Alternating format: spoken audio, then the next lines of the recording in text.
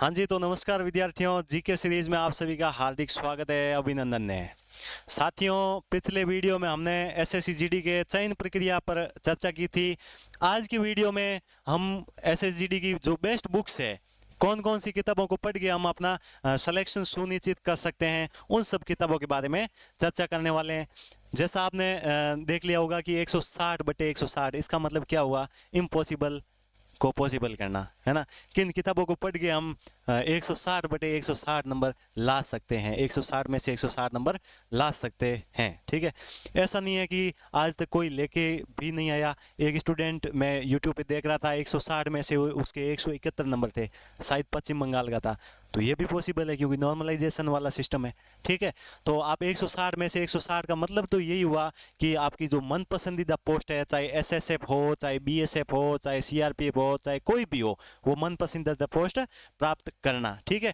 तो कौन कौन सी किताबें पढ़नी है, शॉर्ट वीडियो में मैं आपको जल्दी जल्दी बता रहा हूँ। देखिए, सिलेबस क्या है, कल भी हमने चर्चा की थी, पिछले वीडियो में भी। रीजनिंग है, जीके है, गणित है और हिंदी या अंग्रेजी है, ठीक है। 20-20 प्रश्न है और 40 अंक है। अंतिम वाला पोर्शन है जो लैंग्वेज वाला, इसमें हिंदी या अंग्रेजी दोनों में से एक रहने वाले हैं, ठीक है। और 80 प्रश्न है और 160 नंबर का रहेगा और 60 मिनट का आपका टाइम है, ठीक है। माइनस मार्किंग भी है। पहला पोर्शन है जनरल इंटेलिजेंस एंड रीजनिंग, यानी कि आपकी जो तर्क शक्ति वाला पोर्शन है, यानी कि आपका जो रीजनिंग वाला पोर्शन है, उसके लिए आपको क्या पढ़ना है। उसके लिए एक ही किताब सजेस्ट करूंगा आपके रीजनिंग, आपके ये है, इसका नाम है रामनिवास मथुरिया। मथुरिया नाम करके एक किताब आती है रीजनिंग की, वो एक किताब लेके आनी है। अगर आप ऑनलाइन कोर्स में पढ़ रहे हैं तो आपको किताब पढ़ने की कोई आवश्यकता नहीं है। और पढ़ना चाहें कि भाई हमें पढ़नी भी है, तो जैसे आपकी क्लास खत्म हुई, मान लीजिए कि क्रम प्रशिक्षण की क्लास खत्म हुई, उसके बाद में आपको क्रम प्रशिक्षण वाला टॉपिक निकालना और उसके क्वेश्चन सॉल्व कर डालने हैं, ठीक है। इस प्रकार से आप तैयारी करेंगे तो आपका सिलेक्शन सुनिश्चित है। तो रीजनिंग के लिए क्या पढ़ना है, रीजनिंग के लिए एक ही किताब पढ़नी है, वो है रामनिवास मथुरिया की बुक। ये एसएससी के लिए तो वेरी वेरी इंपॉर्टेंट रहती है, ठीक है। दूसरा पोर्शन है आपका जीके जीएस वाला, general knowledge and general awareness. इसके लिए आपको क्या पढ़ना है, इसके लिए सबसे पहली किताब है वो है लुसेंट की, सामान्य ज्ञान की। जो इस प्रकार की जो किताब आती है, एक प्रश्नोत्तरी की आती है, वो नहीं लानी है आपको, ये वाली किताब लेके आनी है।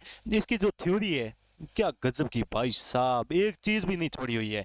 और जो अंतिम में आप जो स्टैटिक वाला पोर्शन देखोगे, वो तो पढ़ना ही है, लेकिन स्टैटिक का आपके लिए एक दूसरी किताब लेके आया हूं। ये इस प्रकार की किताब है, गॉड फादर, ठीक है, स्टैटिक जीके। 270 प्लस ट्रिक्स है इसमें, एक 10,000 प्लस एमसीक्यूज डाले हुए हैं इसमें, ठीक है। तो ये किताब लेके आनी है आपको स्टैटिक के लिए। और बाकी सारा जैसे पॉलिटी, हिस्ट्री, ज्योग्राफी, इकोनॉमिक्स वगैरह, इन सब के लिए लुसेंट लेके आनी। दो किताबें ये हो गई। और तीसरी है वो आपके आज के टाइम में, आप सभी जानते हैं करंट अफेयर्स का कितना महत्वपूर्ण रोल है। उसके लिए आपको या तो आप मूमल वाली किताब ला सकते हैं, या स्पीडी की ला सकते हैं, या फिर क्रोनोलॉजी की ला सकते हैं। जहाँ तक मैं जानता हूँ, जहाँ तक मेरा अनुभव है, मैंने जो पढ़ी है वो है क्रोनोलॉजी की किताब। क्या गजब किताब है।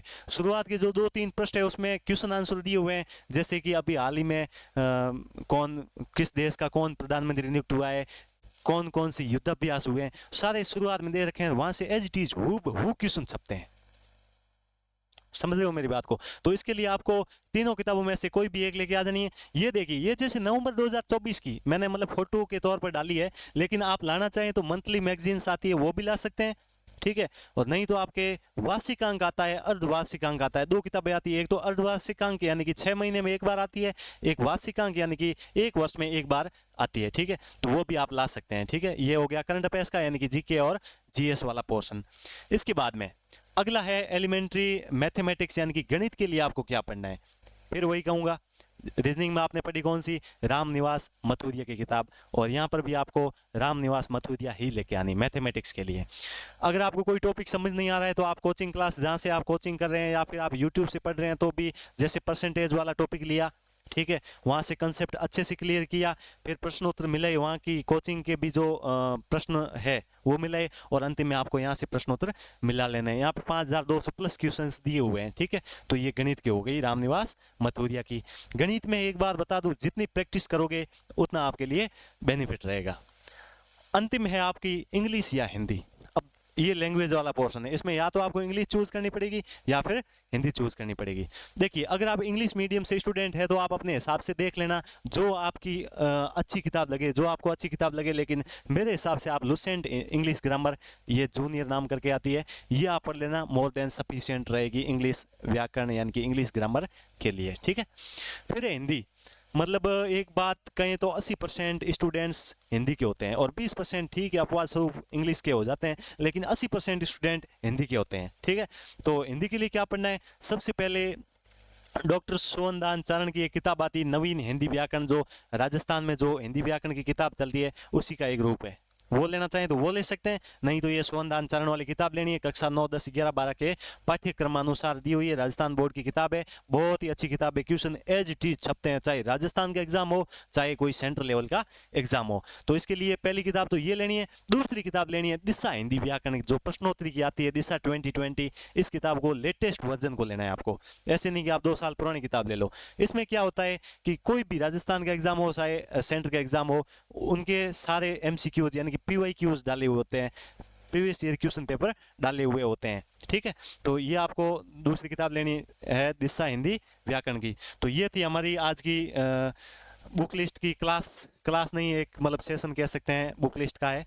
कौन कौन सी किताबें पढ़नी है, ये किताबें पढ़ के आप 160/160 नंबर ला सकते हैं। अंतिम बार मैं कहना चाहूँगा, और अंतिम बात वेरी वेरी इंपॉर्टेंट बात कहना चाहूँगा, अगर आप कोई भी सोर्स ले रहे हैं, चाहे कोई भी कोचिंग कर रहे हैं, कोई भी सोर्स ले रहे हैं चाहे कोचिंग कर रहे हैं, या तो आप किताब ले लीजिए या आप कोई कोचिंग ले लीजिए, फिर उसके ऊपर विश्वास कर लेना है। मतलब धूड़ खावनी दुब्बा भर खावनी धोरे मत बैन खावनी, समझ रहे हो?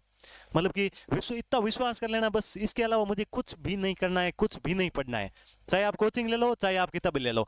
मतलब 50 किताबें पढ़ने से बेहतर है कि एक किताब को 50 बार पढ़ लिया जाए। या फिर दूसरे तरीके से कहूँ तो 50 कोचिंग से पढ़ने से बेहतर है कि एक कोचिंग को 50 बार पढ़ लिया जाए, एक कोचिंग के नोट्स को 50 बार पढ़ लिया जाए।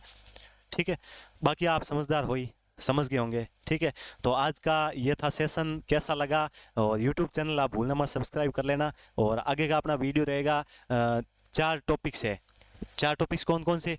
मैथ, रीजनिंग, हिंदी और जीके वाला। उन सब के अलग अलग मतलब पोस्टमार्टम करने वाला है पूरा SSGD का।